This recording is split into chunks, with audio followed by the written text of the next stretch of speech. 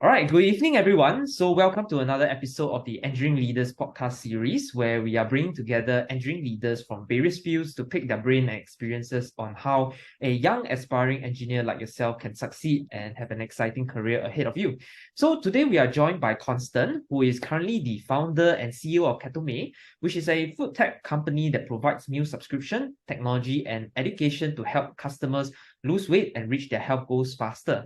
So Ketomei actually successfully took off during the height of the COVID pandemic, during a period whereby dining out wasn't allowed, and has now gone on to be a multiple brand food business with thousands of subscribers and also hitting a mid seven-digit revenue since 2020. And Ketomei has also been featured on multiple news platforms such as 联合早报 and CNA. So before his entrepreneurship venture, okay, one thing that I want to let you know that Constant really helped multiple top engineering leaders, leadership positions at reputable large fintech and gaming companies such as Razer, Electronic Arts, and even co-founding FinDaily, which is a China-based fintech content and recommendation financial services platform. And with over 25 years of experience in engineering, tech and gaming, Constant is really no stranger to leading high-performing engineering and tech firms. Tech teams, I mean. So, without further ado, let's welcome Constant here on this show.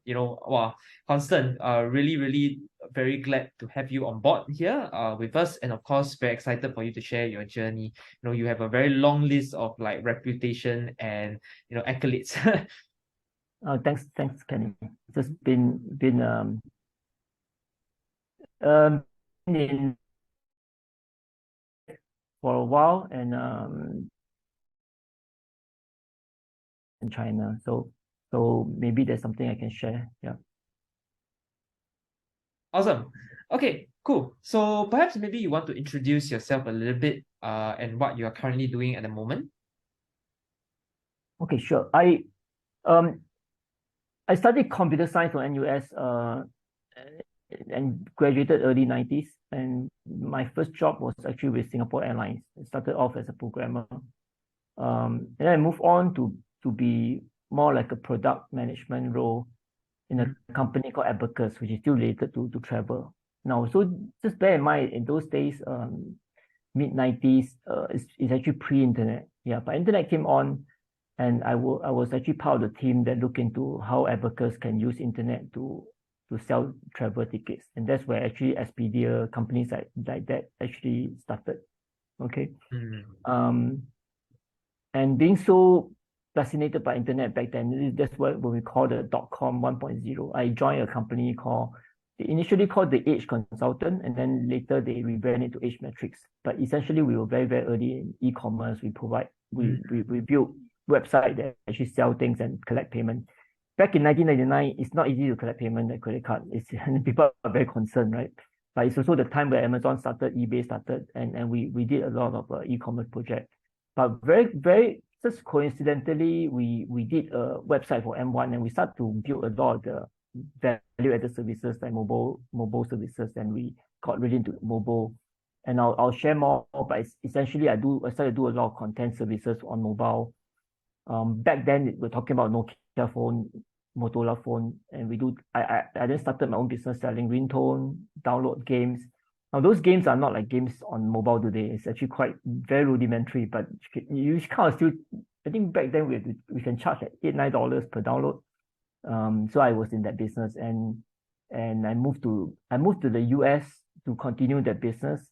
And that's actually the time where iPhone started. Then we got into the smartphone era. So that's a quick. These days I'm doing so after I work for Electronic Arts, which is at the time the biggest game company in the world. I was there for 7 years, and I got a chance to move to China to do fintech. And this is very exciting because China actually, to me, really make mobile payment and payment wallet happen. And I was in China for 5 years, and then I came back to Singapore to work for Razer. My recently, just right before the pandemic, I started Ketomei because I was into keto diet, and I just wanted to provide I'll share more in detail, but I couldn't find keto food, so I started my own keto company, doing meal prep, and but why is that something I'll do? I can share more, but essentially because it's also an online company that use technology to sell meals rather than I don't have a shop, I don't have a restaurant, so I find that quite relevant to my background, and so pandemic came and went, so 3 years came and went. It was meant to be more like a side hustle, but anyone that start a restaurant will tell you just can't consume all your time. Yeah. So I did a lot of that. And recently I'm more into start to look into using digital marketing, using AI to help companies to improve their marketing. Yeah. So this is a long take a while because but that's a quick intro. Awesome. Yeah, but actually I'm very curious because as you mentioned, it seems that you started or you got your foot into multiple entrepreneurship ventures lah. Starting many iterations of like startups and your own company. So I'm just curious, what actually inspired you to move from from a more engineering employee kind of role into starting your own entrepreneurship venture? Well, I'll say one word would be internet. I think the whole tech startup wouldn't happen without internet. Obviously, with Apple computers, you can get into engineering build. There are startups without internet, but I think internet really make all these things faster, right? Back in the internet.com 1.0 boom, there are literally companies that raise money and go IPO before they actually sell anything. So it became like if you have a good idea, you just do it, and you can scale very fast. Obviously, the .com 1.0 as an experiment, a lot of companies didn't make it, but there are companies that make it. Like today, Amazon came from those days, right? And actually, around 2000 or year 1999, I started to use a search engine that no one used at the time called Google. So it all started around that time. So before that, I was working for SIA, big company, and I was just a programmer. I became a product manager. I'll probably stay on in the corporate world, but because with internet, you really just need an idea, and if you like build a website, and then you are in business, right?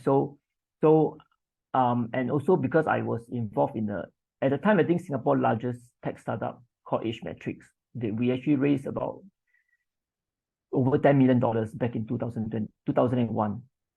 And 2001, my view, is just after SARS and after September 11. The whole world has a recession, but the reason we raised so much money at the time was because we were into mobile, not just internet. So, well, internet 1.0 crashed, mobile came up. Yeah. It sort of came up, but also didn't quite hit the road running. It's a lot of promise. And I think a lot of mobile commerce and mobile gaming really take off after iPhone came out. So between 2001 and 2007, there's a lot of promises, a lot of investment, but a lot of this vision realized when we got the perfect ecosystem. So some of these things might sound very new to you, but I actually started working in an environment without internet. Can you imagine you go in the office, we can send each other email, but there's no email from the world because there's no internet, right? So you can email each other, and when you want to talk to someone, you have to send a fax. This is way back. It's not that in the 80s, early 90s, right? You could call someone or send a fax or a telex. Have you heard of telex? So the airline industry. So many things I don't know. You use telex, right? Right. But telex, you need text, no? So when internet came on, email is the first thing that take off. Now you can communicate with each other. And then there's website and all that. Yeah. So with internet, a lot of things are possible, and there's this concept of disrupting, right? Using internet to disrupt.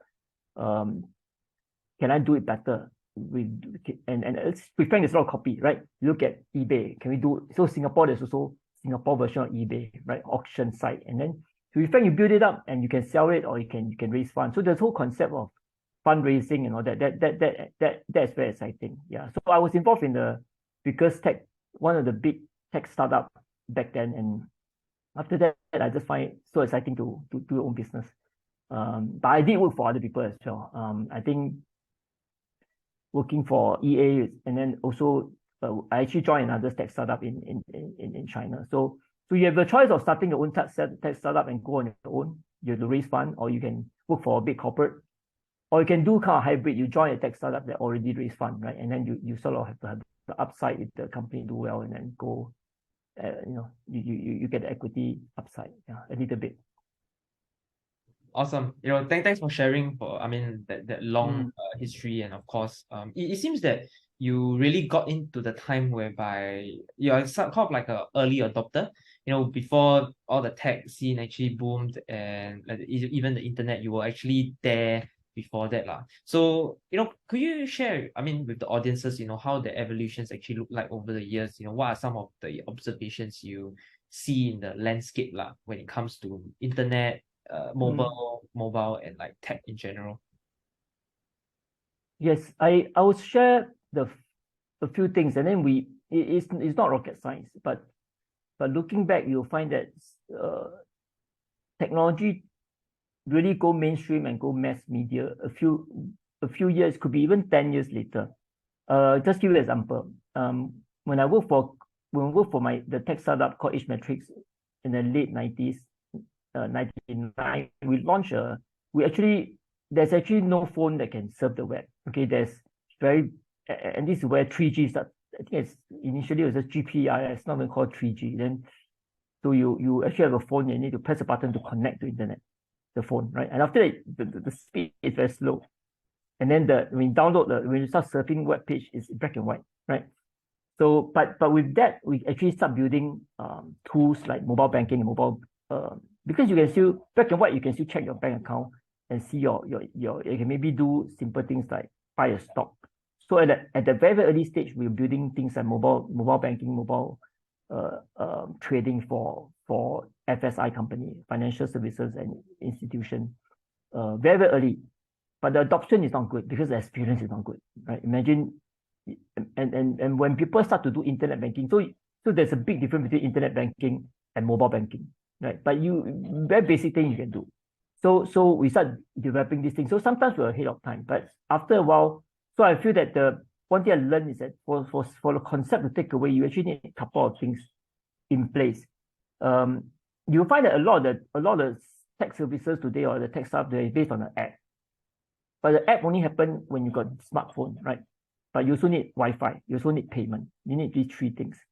And early part of you look at why certain companies fail is sometimes one of the three is missing, or maybe so that the ecosystem is not ready. I probably think you cannot remember a time without Wi-Fi, right? Very long ago, or like so Wi-Fi, if I'm not wrong, start to be used in 1999. Yeah, so before that there's no Wi-Fi, so we have to plug in. We will find there's this LAN cable that goes into and then back then when you play game, mobile gaming, especially a couple of us in office, we stay after work and then we play with each other on the same LAN network, because you can't do it over internet. Yeah, and then if we do dial up, you look at connected, it's actually the speed quite slow. So we move. So with Wi-Fi and with smartphone, a lot of things are actually capable, make things, enable a lot of things, and actually from the time that internet came on and mobile phone came on to iPhone, and iPhone took a few years to be popular. So it's actually a good 10 years from 1999 or 1998, where all these Nokia phone that you can do very basic, very basic. You can actually download a game and play Tetris on your phone, the Nokia phone. It's very, very basic, but it still works, right? Maybe it's in black and white. Then the phones are getting color, but it's still pressing button, So you play game by pressing button, how many things you can do, right? You can play snake game, up, down, right, left, right. But that's about it. Yeah, you cannot do SWAT and like Angry Bird. You can't do all these things. Yeah. So, but then back then, a bowling game that you use some phone has a wheel, you can wheel the thing and play bowling on your Nokia phone. That's state of the art. Okay. then people will pay, because at the time that's what they get, $6, $7 a download, they'll do it. And then when iPhone came up, a lot of things happened. So what I share and observe is that usually it takes many months. But things keep changing, right? When Uber came about,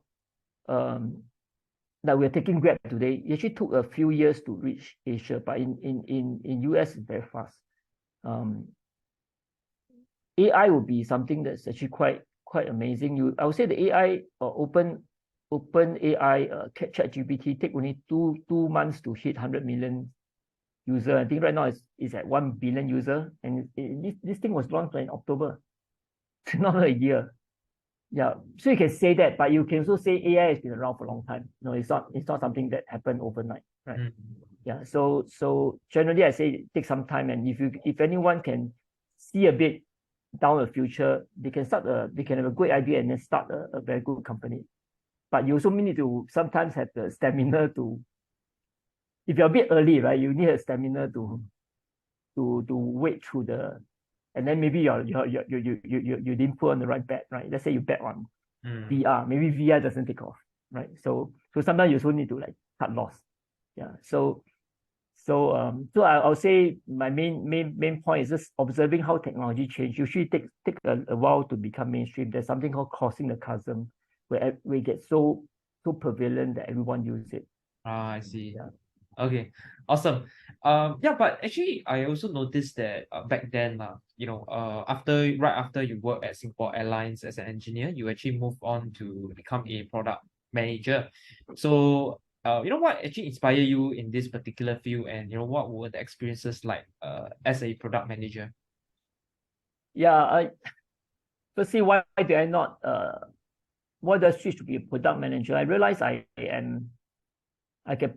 Okay, so back then in early 90s, we were not coding Java. Java just came out. And again, this is pre-internet. So the development is not so fun. You don't have all these wonderful tools. In fact, so if you go to Singapore Airlines, most of the programming is done on mainframe, where you actually write a code and then you send the code in, the code in, and you have to wait like an hour for the mainframe to assemble the code and then run it. And then if there's an error, then you change the code, and every time you change it an hour, and it's actually just changing certain screen, is those black screen with green text. But these are very scalable system where all the airlines industry use. So it's very important, but also kind of slow, right? In the way the actual work process is slow. So I prefer to learn something newer. And at the time, because there's no internet, I was coding on a platform called Windows. At the time, Windows is very immature, so it wasn't fun at all. So I decided to move and start learning about products. Because at the end of the day, you find that if the product direction is wrong, the spec is wrong. No matter how good is engineering, you'll build a bad product, right? So the understanding product marketing, understanding what user want is actually quite important. So I decided to move into that role. Yeah. Yeah, so but of course, being a product manager, I believe you have your foot into really understanding how product development is like, which I believe would also in a way influence and given you some form of advantage eventually when it comes when you eventually become an entrepreneur, actually developing your own products, and let's say in EA lah. So how did those experiences actually influence you positively in that regard? Okay. I believe when they look at startup, because startup usually when you first started, there's 2% or 3%. In fact, you look at Y Combinator, they typically prefer the startup to be more than 1 and then less than 4. 3 is the best number. 2 is actually okay. And if there's 2%, actually there's a CEO and a CTO, right? And the CTO is very technical, solving some very difficult problem. But the CEO in the very early stage is actually a product manager. A CEO identify the product, identify the market. So product manager is not just designing UX and all that, but probably figuring out what problem you want to solve and how to solve it. And then the CTO code it. Some people are so brilliant, they're both CEO and CTO, but then then this person will be doing a bit too much, right? So it's good to have 2 person. If you're 1 person, then it's not quite a startup. It's just a because one of the thing about doing startup is also to get people to work with you, right? To form a team. So I believe being a product manager is a very important skill set, whether you end up doing a tech startup or you want to open a restaurant, because even then you open a restaurant, it's a product you're selling, right? So anything you're doing is a product, or like you are what you're doing is actually creating a product. It's a podcast. What is your you got to answer all the question, right? What's your target market? Blah blah blah. What's your USP versus other podcasts? So thinking through that is actually a very important step. Yeah, and so I believe with a technical background, so you have two kind of people. You have people who are product manager that don't understand technology, and people who understand technology, right? I believe that's a big advantage if you're building a tech product, right? If you're designing clothes, then fine, you may not need to be that technical. But even then, knowing technology helps, because then you can think of ways to do subscription, payment. A lot of these things become very easy for you. I talk to a lot of very successful entrepreneurs, and then they always tell you, I'm very bad at tech. And then what do you mean? I don't know how to do internet payment. But it's actually so easy. You just have to connect to a credit card system, right? But is it because easy for us? Not just because I got a computer science degree, you don't need that, but you need to be comfortable with technology, right? That is very important. Yeah. So because I'm comfortable with technology, I always think going tech. And I would see that's an advantage. Because way back then, that wasn't back then. I don't know whether you've been through a era where there's company name, and then there's for example, there's a company called ABC Private Limited. Okay. And then their website is called eabc.com. So they see their company as a retail company. They say Nike, right? Nike. And then, but their website is e90.com.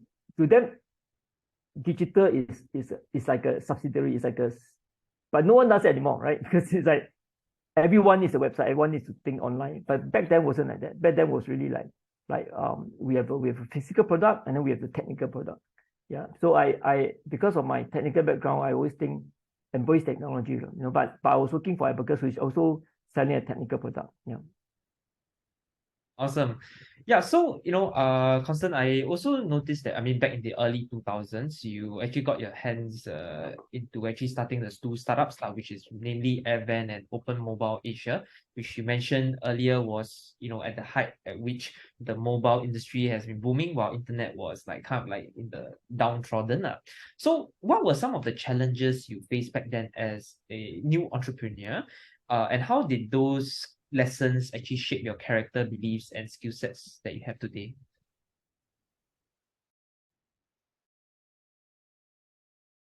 The reason I got into mobile business or start a business around mobile content. So Advert is a mobile marketing company. A lot of the things we're doing with SMS, I started doing that like 20 years ago. We actually do things like putting SMS chat on TV. Back then was a big thing. Okay, this day no one really does that. But back then we like a Singapore Idol voting, and then we'll let people vote with their phone. Okay, there was one period of time that's a big thing. And then we Open Mobile is really actually that's not my company. I joined a very big company that sells that aggregate content and then sell them. Okay, so that is sort of like what EA do. EA doesn't build all the games, but they're a publisher, meaning they work with the game studio, and then but with the EA brand they got all the distribution, right? With the retail and with online, and then they over the year build their own ecosystem. So I got into aggregation and selling of mobile content. Means I work with all the mobile game developer, ringtone. I signed up music from EMI, Sony, and then we sell them as ringtone and all that, and just make a little bit because most of the money you collect. So it's a very interesting business model. Back then, because people don't really put in credit card like Apple and Google and then buy content. They actually download content from their phone and then pay the telco. So when we distribute content, we distribute through telco. Through telco will charge you for downloading a game, and then they'll do revenue share with us, and then we'll take the money, we'll share with the game developer, or with us, let's say J Cho from Sony Music, and then EMI, and then we keep a little bit. Yeah, so that's a business model. The reason I got into that was actually because the previous company I worked for is a tech startup. We got quite big. At that point, we were about 200 people spread across, and the main business was actually we built services for telco. So all these content services, value added services, things like way back some of the telco will actually pay for us to build them a services where you send an SMS like WEA weather, and then they tell you the weather. Yeah, these days it sounds so stupid because you just open your phone, right? But back then your phone cannot do all these things.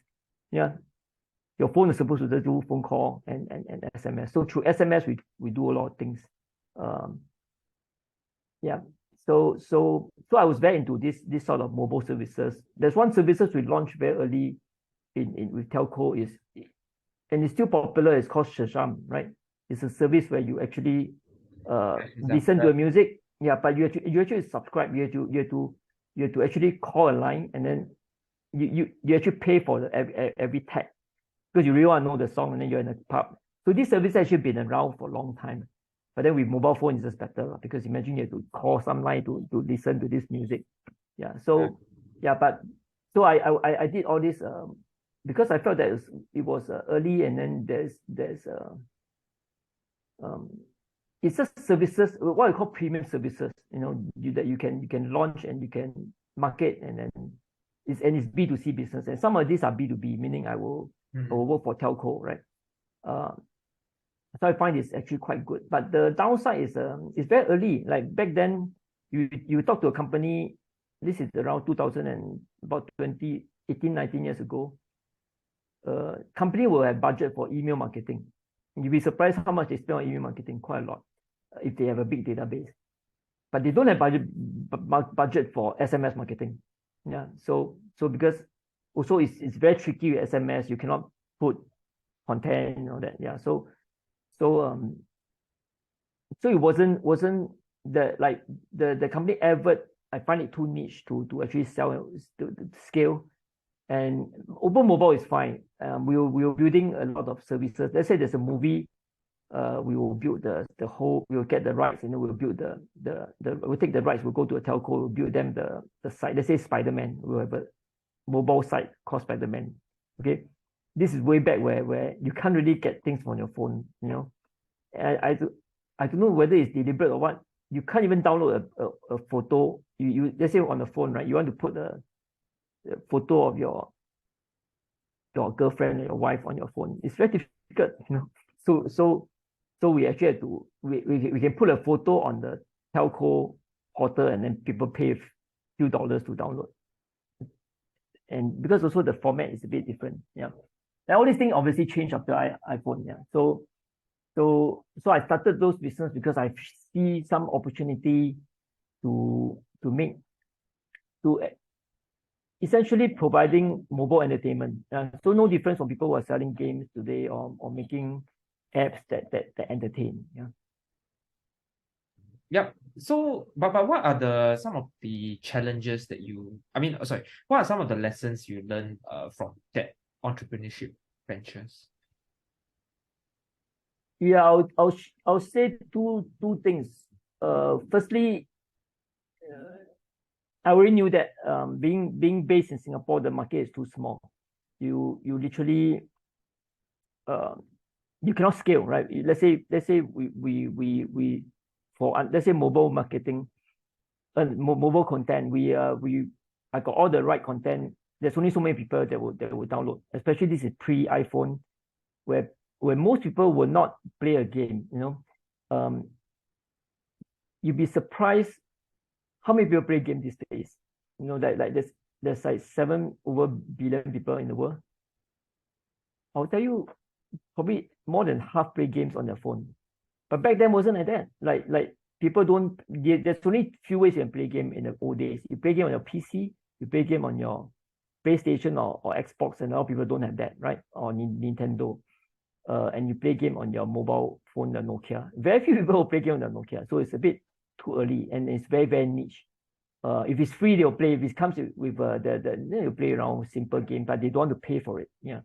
So I find that it's too niche and it's not scalable from Singapore. So I started doing regional business. It's very difficult, very fragmented, meaning you build a business in Thailand, then you got to be there all the time. Then you can build a business, and it's not easy, right? And the ecosystem is not so open. You cannot just go B2C, sell things to consumer. You have to go through telco. So I find starting a business in Singapore is quite fragmented, and things are not very open. It's still, in a way, it's still like that today. If you're selling things on e-commerce, but it's easier for you to go overseas. If you can sort out logistics, you can easily sell in Indonesia or Thailand, right? So that's number one. Very, very small market, hard to scale. Second problem is a lot of things I'm doing is a bit ahead of time. Yeah. So it actually lead into why I moved to US. I was distributing games, right? So let's talk about a game like Tetris. So Tetris is a game that you can play, you can download and play on your Nokia phone. And something like that in Singapore, you probably can make like $300 a month after you share a telco, right? And at the time in US, there's a company that EA acquired. So this company called GemDebt. GemDebt is listed in Nasdaq, but EA acquired them. So GemDebt actually bought the rights for Tetris from the Russian, right? So Tetris, they make into a mobile game and then they sell. Every year they make $7 million. So they around 7 million because they are listed companies. So all this is actually open, which is about this $7 is about 1 million download every year. Just one game, and then they got multiple games. So because US is a big market and people just pay like $8 or $7 per download. Yeah. So I find that, so that's why I moved to the US and do exactly the same thing, but it's a big market. Yeah. Awesome. Yeah, actually, since you actually mentioned about your role and your time in EA, where you actually moved overseas, to be relocated there and actually work there, I'm pretty sure there's a lot of exciting projects and experiences that you have been a part of, lah. So I'm just very curious, could you share some of the exciting projects that you've been part of in EA? And what are some of the biggest challenges and lessons you learned during your time there? Okay, I'll share a few things. When one in the early part of when I moved there was 2007, and I do about first 2 years are actually all to do with what those J2ME game, Java games that runs on phone, and that is actually the main bread and butter. It remains the bread and butter till around 2010, where smartphone really take over. No one buy a non-smartphone, but iPhone was launched in 2007. 2008 is where App Store is launched. Before that, there's no app, and took a few years. At the time, people still buy phone; they are not iPhone. And then Android actually came on another 1-2 years later, and the first version is totally not usable. So the usable version of Android is actually a bit later. But it took off very, very fast. All the apps came on and became very, very like nobody will buy a non-smartphone unless you are a senior, or all you need is a phone for calling. So I'll share like before and after. So before iPhone came up, we were involved in all these games that is loaded. So EA is a company that believe in IP, meaning everything that EA sell has brand, right? Even we do a puzzle game, it has to be Tetris. We do another pop game, then the game is called Gradual. Right? It's not like, because the EA actually, even if they launch something that they designed originally, with their marketing, after a while it become a brand. Okay, so actually EA will publish games from the company called PopCap, which actually developed Visual and the Sim and a few other games. They also acquire games like companies like Maxis, who actually own Sims, many games that we play on PC, and then they'll port. So it's at the time it's always about porting the games to mobile. You can see if you play games like you play something like Plant vs Zombie, right? I'm sure you played that before. You play on a PC and you play on mobile is completely different, right? Later with iPad it's actually quite similar, but initially when you try to port games onto and the latest version of the smartphone, the pre-smartphone game, the Gradual, is actually quite nice. You port the things, it's quite nice. So I would say initially the business is really about distribution, meaning we have 20 games, 30 games. How do you distribute to all the telco? And at the time there's one big problem. There's too many different kind of model, handset model. Literally 100 over. Okay. So there's a huge QA department. All they do is load the phone and test on every single phone. Okay. And then you got to make sure that because let's say this phone is big screen, you must load the right version. So when you make, let's say you make a Tetris game, we should create something like 300 version of it for different kind of phone, different kind of screen. Some are different type of technology, some are Java, some are not Java. It's very complicated. So it's this kind of business, right? So we build a very big distribution system and making sure that, and then a lot of the time we have to upload to the telco. Just like now, let's say you build a game, you upload to Apple, right? But we work with telco all the time. So there's many telco. So EA business is global. Imagine how many telco in the world. So it's about sorting this out and then upload all this game into like 300 telco and then collecting money from all of them. It's quite lucrative, right? It's very lucrative because of relationship. Because at the end of the day, when you open up the telco portal, people are not going to surf and find games. They'll look at the game download. If you're on page 1, you win. So EA sometimes are on page 1, 5 games, 3 of them is our game, right? FIFA, so we'll win, right? So that's why sometimes publishing is more important than the actual game, because your game is very good, but you don't have a publisher and the marketing, no one can see it, right? Okay, so that's the first part that I do. I find that the learnings is actually thinking at a global scale, acquiring the content, and then basically with telco and make sure that we support them well. Because if the game has bug on certain phones, then people get upset. Okay. So after iPhone came on, and this is the part that I want to share with you, is when iPhone was actually, before iPhone was launched, we actually started building games for iPod. Do you remember the iPod device where there's a wheel, right? We actually use a wheel to put certain games on. I believe there's a bowling game, you can swipe and then the sales actually not bad, because we're the only company that make games on iPod. I see. But wasn't fantastic like compared to the 7 million from Tetris. So then we're like, and then there's a very secret project that some of my colleague disappeared for a few months, actually to build games for iPhone, right? It's very, very secretive, because you know how Apple will do and then when they launched the App Store, EA team was on the stage that do this. There's actually the day the App Store was launched, 3 games that was published, actually done by the mobile team that I was part of. Yeah. So we built the team, port the game over, and then we actually upload to Apple. I believe it's Tetris, Scrabble, and something else. And at that time we wonder whether we should make games for iPhone. And that's like, why you even think about that now, right? You can imagine you can build the first 3 games on iPhone. But back then iPhone wasn't, literally it's like only very few people use, right? Because it doesn't, this 2007, the phone is very different, right? But then after the games and all these apps, so after App Store, I think it really helped iPhone to take over, take off big time. And we were right there from the start. And then we start pivoting our expertise on and to focus on iPhone, right? And then when Android came on, we start working with Google. So this is very important, building the early relationship with Apple and Google, because that's very important. You can then learn how to market on App Store. So this is the second part I want to share, is being early and spotting something like iPhone. And also EA is quite big, so Apple invited us to be part of this. And learning how to then now learning how to use, for example, because pressing button and swiping the screen is completely different. So the game design, so it went very well. The third part is actually a engineering lesson that we learned, and it was quite a painful experience.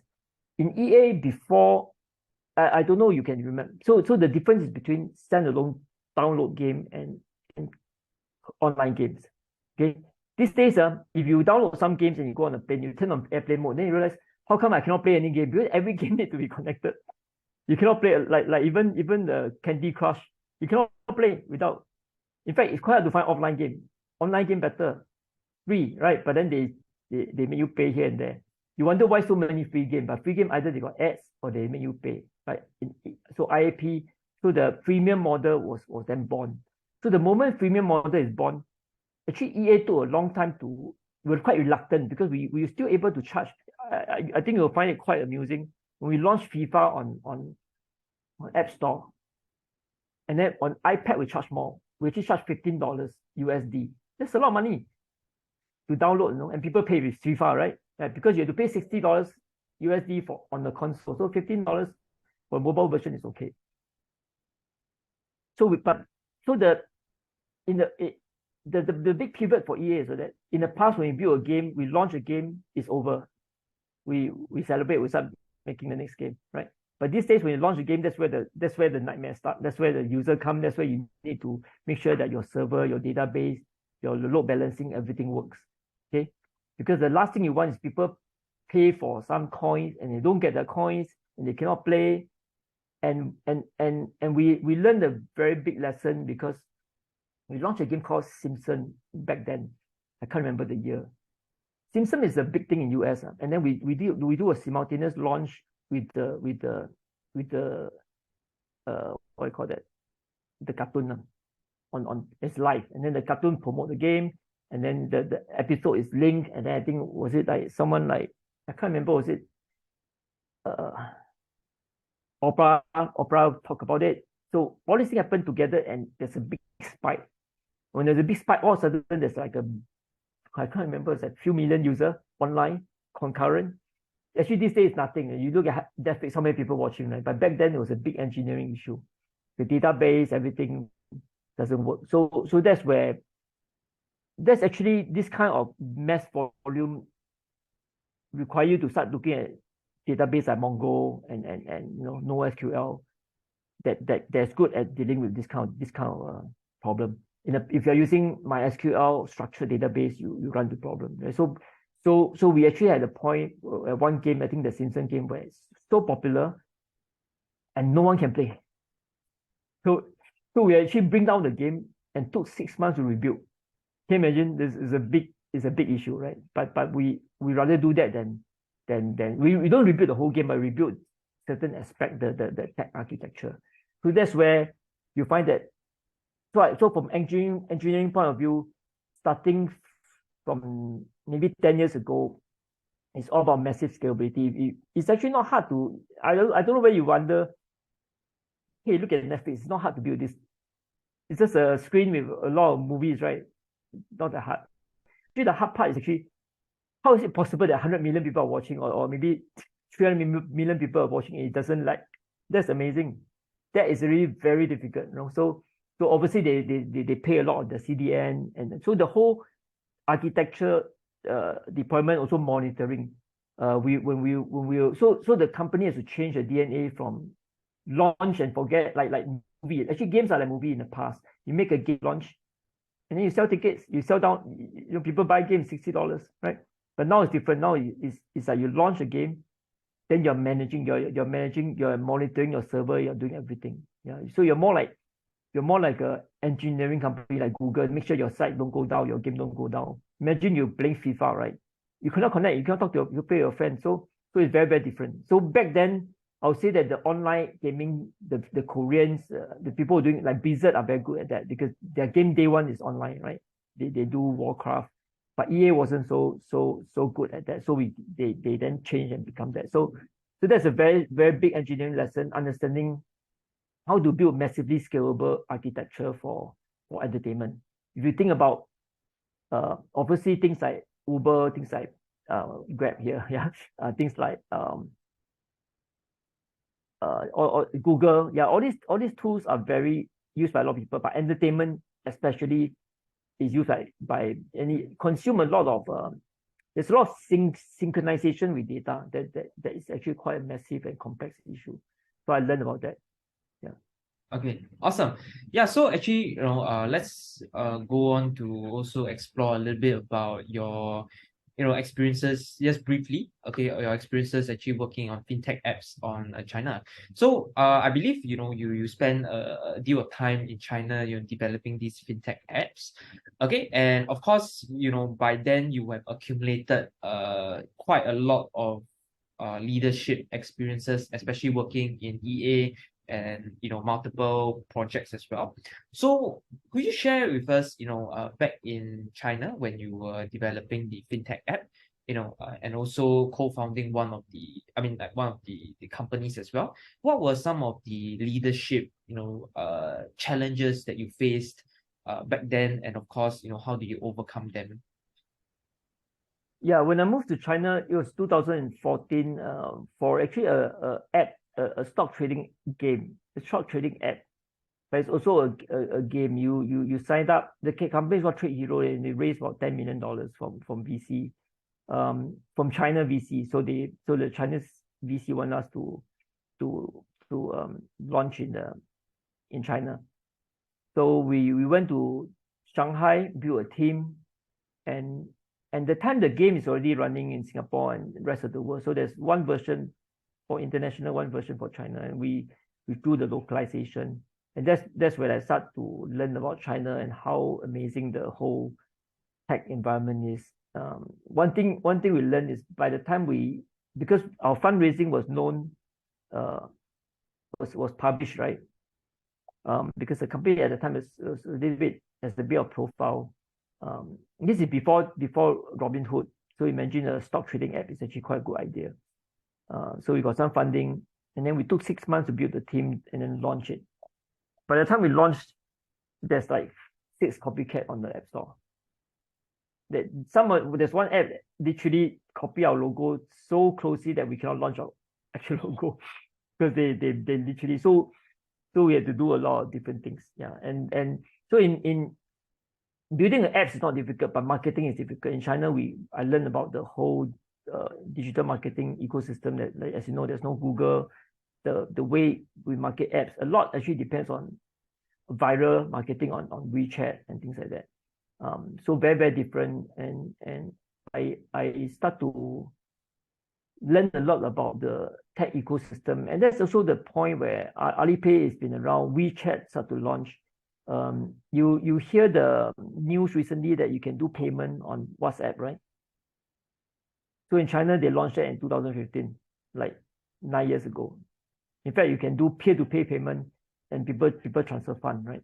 So I think one of the reason is because there's no credit card. So they basically skip the entire credit card and go straight into this. You look at PayPal, been around for a while, but PayPal essentially is still like you initially just put your credit card in, and then you can use PayPal as a way to then use your credit card to pay. So I learned about that, and after 1 year, about 2 years, I learned about the other side of fintech, which is like the micro loan and the peer-to-peer lending phenomena in China. I say phenomena because back then there's so many peer-to-peer lending company, not really regulated. So there's a lot of opportunity in creating an app to recommend or actually, because some of these peer-to-peer lending company are very I would just say that's a different quality, right? Some literally will fly by night. You put your money in, they disappear. So we create an app to actually educate people about where you can get loan and where you can invest your money. But yeah, so I launched this app for about 2 years, and then I moved a bit into the crypto. I think that 2017 or 18, there's a lot of ICO going on, so I was doing a bit of that. Yeah. So that's a few years where I do a couple of fintech projects in China. Yeah. Around 2019, I got to got a chance to come back to Singapore for personal reason, and so I moved on from there. Oh, okay. But yeah, thanks for sharing that journey. In China. So, but just curious. What were some of the lessons that you learned? When during your experiences there, like, especially when it comes to leadership, also. Yeah, in China everything moves very very fast, and everything you read about is totally true. In fact, I think is in reality is even more even more, right? So we launched an app. The team literally worked 3 days straight, and then during crunch time. So normally it's the 996 is quite normal, and 9 o'clock to 9 o'clock, and then 6 days a week. During crunch time, we actually work 7 days for like a month. So it's quite the you need to motivate the team, and you need to do a lot of things to get people to buy into the vision, right? And because in China everything you launch, the user can be quite a lot. Let's say you do a marketing on you run an ad, or you do a viral campaign, all of a sudden the spike in traffic, so you got to design your ad properly. Yeah. So and like I said, there's a lot of competitors. The only thing about China, the problem is that it's too competitive. Everything you do, a lot of copycat. So you need to know the market and know what other people are doing. Otherwise, you fall behind, right? Especially for something like an app, it's harder to. Let's say you're building. You got some high tech. Let's say you're building a semiconductor, or you're building a very high end robot or EV vehicle. I think you need funding, but you still have to go quite fast. But it's not so breakneck. Like over there, with the speed we launch an app is quite different from say in China, in US, or in Singapore. The speed is very fast. We literally think of idea in the morning, and then we try to talk to the team and say, can you launch in 2 days? Pretty, and then sometimes so it's a very breakneck speed. So as leader, you need to manage the team and make sure that we should go through the proper product design, the UX, and testing. Yeah. Okay, awesome. Yeah, so let's move on to where you are right now, which is actually Ketomei. So could you share? I believe you actually left, you switched from a lucrative career in fintech and gaming, particularly leaving a high-ranking position leading Razer's mobile wallet app project. So into Ketomei. So could you share a little bit about what Ketomei, your company does, and what's the vision for it? Okay, when I live in US, I actually try out subscribing to what they call meal prep service. My daughter goes to school, and then her school is whole day, so we always have to pack lunch for her, and so meal prep is something where you cook, and then you make meals lunch every day, right? Typically we'll cook the same thing and then make into 5 versions Monday to Friday, but it's the same food. Let's say chicken rice, you cook chicken rice for 5 days, right? Right. And then my daughter will be like, hey, same thing, right? Or you eat leftover. So I try out. I start to see something.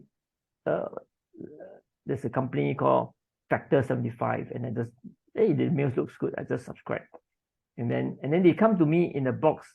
Inside there, there's 6 meals. It's chilled, not frozen, and that's the first time I got chilled food. There is not frozen food. Okay, so quite amazingly, how do they send 6 meals from where did they send from? It doesn't matter. So I put in the fridge and I heat up. To heat up, it takes 2 minutes, and it's actually quite nice because it's not frozen. So it's not frozen. It's not like Maggi mee, right? Maggi mee, right? And it actually lasts. And I look at the thing, it says lasts 10 days, and I purposely keep one for 10 days. And it's still good. So I start to learn about this whole technology. It involves cooking the food. It involves something called cook chill technology, meaning when you cook something, you immediately chill it, and then the food stays cold the whole time, all the way until it's delivered to. It stays cold, but it cannot be frozen. But the moment it's frozen, obviously it will last. But then the meat all change in texture, right? Just like eat sushi. The sushi if it's frozen before, then the salmon won't be so nice. So it's this whole method of cooking and delivery that basically maintain the cold chain, right? And so I learned about that. And then I came to Singapore to work for Razer. And so second part is this. I found something called keto diet. So keto diet is a way of eating where you actually control your carbs. A lot of people want to lose weight, they control their calories. Right? But control calories means you're actually hungry. You didn't eat enough. Yeah, right. So and when you are hungry, then you tend to snack, then it doesn't work, right? Also, so I find that I try out this keto diet. In the US, not so difficult because it's quite hard. US actually, when you go to you can buy a lot of salad and vegetable, and then you put a bit of meat. You can do your own and you go to a restaurant because US doesn't have rice and noodle in every meals, right? And if you don't take potato, you just skip certain things. You are basically on keto diet. So for keto diet, it's basically control the carbs, the very low amount of carbs, and also sugar. Sugar is carbs. So you have to control these two things. I find that this is a way, and I try it. It actually work. I didn't even work out much, and I literally have a bit of a six pack. So it's pretty nice. So I come back to Singapore. I want to continue to eat keto. I cannot find keto food. You go to, I literally remember one time I walked around the food court 3 times. Cannot find any meals without. Right. Of course, you can order chicken rice. You could, uncle, chicken rice, no rice. But it's very weird, right? Or Right. bak chor mee without the noodle. Then what you eat? Just eat minced pork. So it's very weird. So I say, hey, maybe there's a market for this. Initially I wanted to, so then and because my experience in launching meal prep, and I'll study the meal prep market in the US, the biggest company are doing something like 500 million a year. It's ridiculous, okay? Wow. Because it's a big market, right? And Americans also, some of them don't like to cook, so they can order, and they I don't know, you realize we Singaporeans cannot eat the same thing every day, but I actually met one of my engineer friend. He's British. He actually can eat everything, like lunch and dinner same. He said, I'll eat something for 1 month, and then I'm sick of it, I change. But they eat the same thing every day. So this kind of concept was actually worked quite well. But obviously when I launched Ketomei, I didn't make people eat the same thing. It's actually rotating menu, and then so I got into this business. But I knew from the start the vision is to use technology, is use a website, and maybe later I'll build an app. My vision is actually to let people eat healthy food, but also track their food, track their intake. I started with keto diet, but it doesn't have to be keto, it can be just normal diet. So one thing I find very puzzling is that we now have apps to track our financial investment, but we don't really use app or device to track what I put in our body. Some people didn't even like, in fact, there's a lot of people, they wonder why they're putting on weight or they're not losing weight. Right? If you wonder why you're not, where your money go, then you look at and you go analyze your stock portfolio, right? So what I want to do is eventually start moving into health tech, where we actually give people the food, but also track the intake. And so today you can use Fitbit, you can use multiple apps to do these things. But a lot of the apps don't provide the food. A lot of the food company don't even talk about weight loss. So for us, our vision is a company that sell good food, and you eat the good food, you can lose weight, and you can also, it's not really lose weight, lose fat. You want to lose fat, you don't want to lose weight, and you can be healthier, and then slowly we'll move into using technology to measure our what we call health span. Like you want to know whether we're healthy. There's many metrics using a smart way, or you can actually start to track certain things. Yeah. So that's a long term, but basically today we're just selling meals using the website, using some sort of subscription model. Yeah. Awesome. Okay, so anyways, as we move towards the end of the podcast, what would be good is to really find out from you, what's the biggest, lessons that you have learned, and also some of the things and advices that you want to pass down to younger engineers. So, as someone who actually been through the journey of developing a career in engineering to becoming a product manager, then moving up a top management position, and now a successful entrepreneur, what were some of the biggest lessons you learned that you wish that you could tell yourself 10 years ago?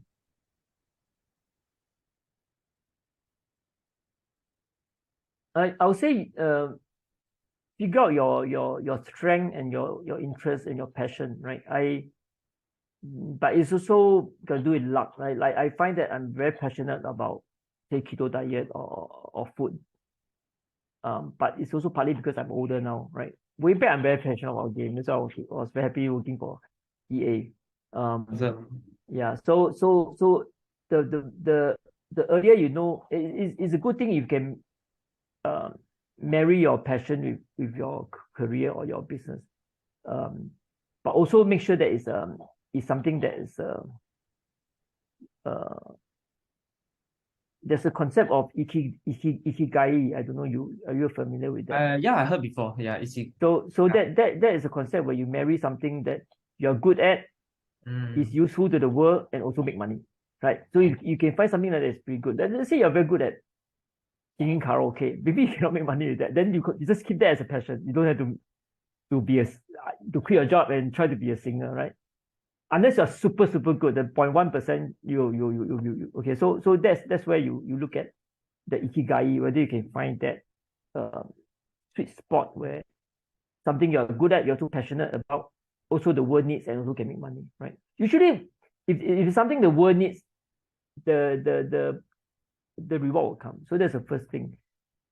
Second thing I wish I know is to actually go on actually I've been starting my own company, but actually never really go all out, right? Like Ketomei is probably I really went all out.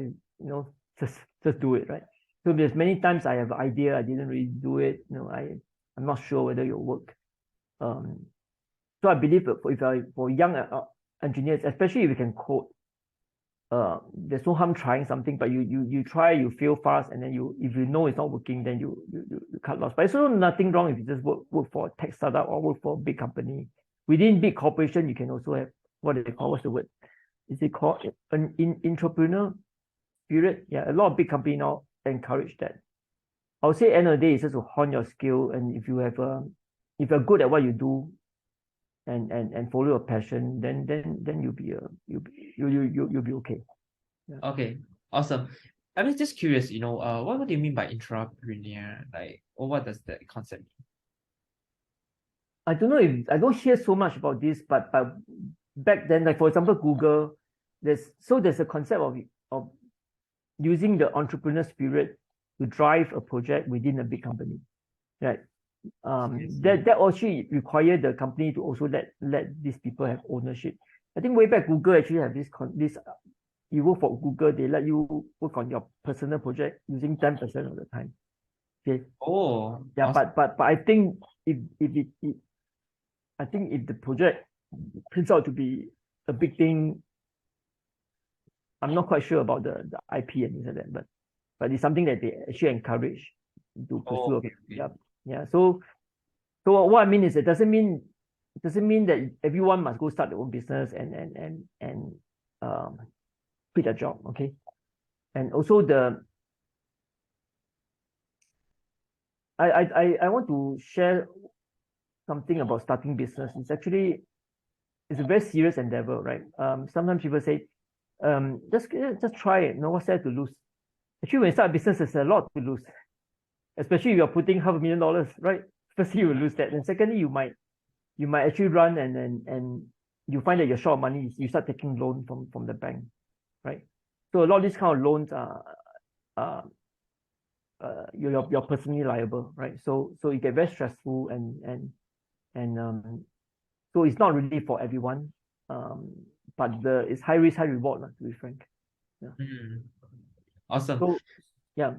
Thanks for the time, and I hope I share a bit of my journey.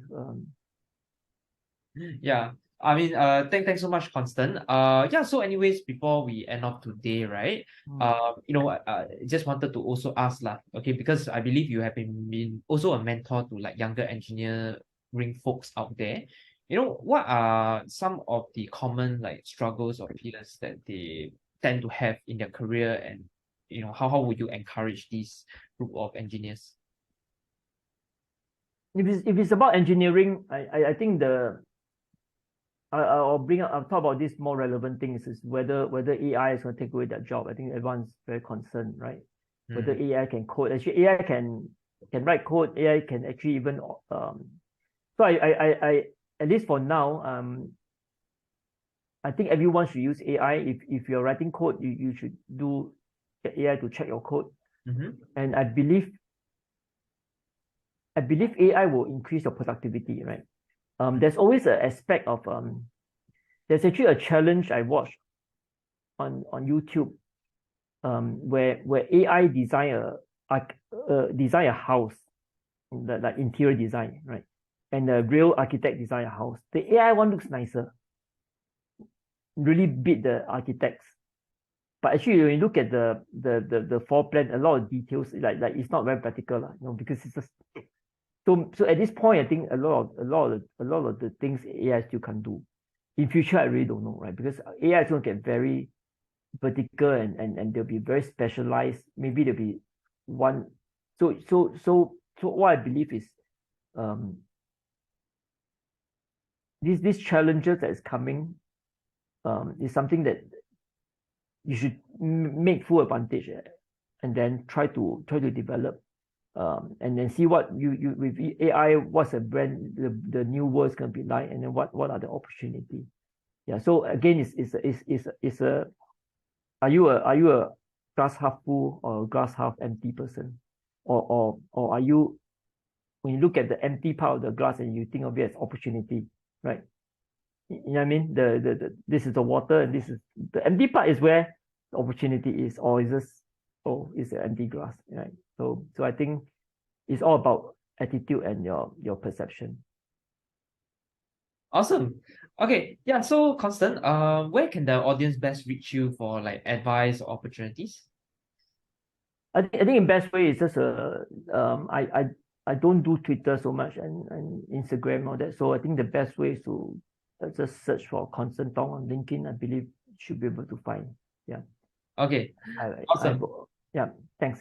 Okay, yeah. So, anyways, thank you, Constant, for being such an awesome guest on the show to really share about your experiences working in like multiple industries, and of course sharing your passion for entrepreneurship. And hope whatever he has shared has inspired all of you guys. Right. So, Thanks, to the next thanks. episode. Yeah. Enjoy Awesome. talking to you. Yeah. Yeah. Awesome. Thanks.